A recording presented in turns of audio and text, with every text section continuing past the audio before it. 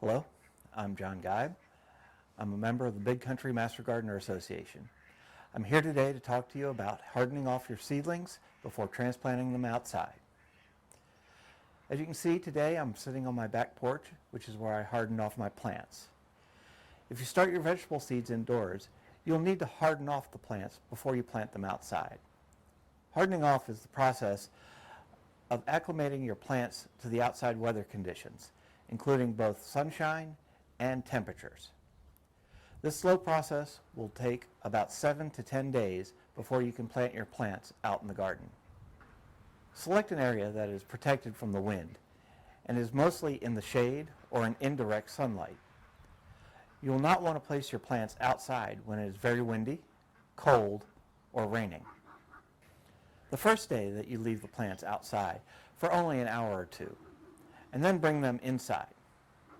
Day 2, return the plants to the same location outside and leave them for 3 or 4 hours.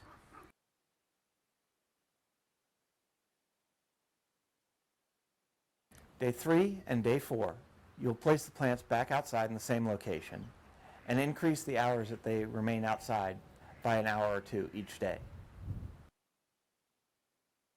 Day 5, find an area that has a little bit of direct sunlight during the day and place your plants in that location. If you've had your plants in a shady area for 5 hours, you should probably leave them in a sunny area for about 5 hours. But please watch them closely and make sure that they don't get stressed out too much by the excess sun and don't dry out due to the wind that we usually get this time of year. Each day afterwards, you can add an hour or 2 to the time in direct sunlight. The plants can stay overnight outside as long as the temperatures have remained above 50 degrees and the plants have seen those temperatures. If you notice your plants struggling during this process, go back a step or 2 in both time and sunshine amounts.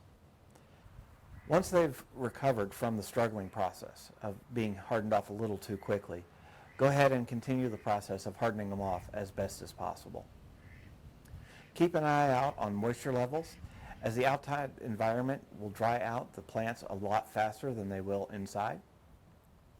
Once you have completed the steps of the process, your plants are ready to be planted in your garden.